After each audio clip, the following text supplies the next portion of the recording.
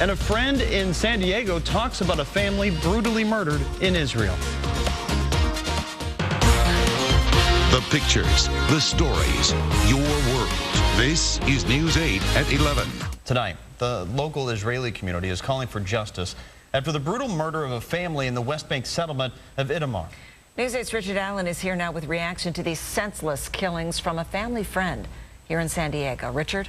Well, that's right. This is, according to the Israeli military, an act of terror that is now receiving condemnation from the West Bank to San Diego. 5 family members knifed to death in their beds. And tonight, the search continues for those responsible.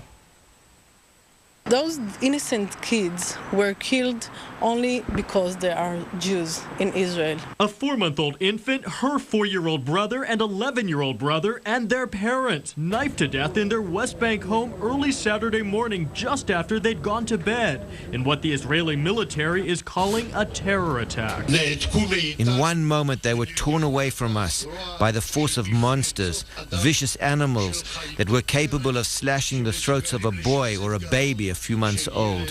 Thousands turned out for the funerals of 36-year-old Udi Fogel, his wife Ruth, and 3 of their children. Our children are prepared to be sacrificed as an offering at the altar. We have to continue to build to bring redemption. The family's older daughter, who'd been out that night with friends, returned home to find her family massacred. The blood and everything, and she was terrified, and she went to the neighbors screaming, and they found the family dead. Shoshi Bogoch is the Israeli community emissary to San Diego. Her brother was close friends with Udi Fogel. And a person that you could ask anything from him, and he would do everything for you. Her brother attended the funerals this weekend. Just to see the 3 fresh graves, little graves of the 3 kids that were murdered, it's just, he said it was unbelievable. An unbelievable act of violence that Bogoch says affects everyone.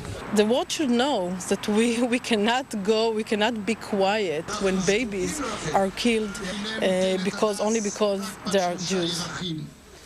Now, Israel's Prime Minister Benjamin Netanyahu has demanded that the Palestinian Authority assist in finding those responsible for these murders. Meanwhile, the Palestinian Authority's Prime Minister has said through a spokesperson that he condemns these killings. Barbara Lee? Richard, thank you. The White House also says it condemns the slayings in, quote, the strongest terms possible.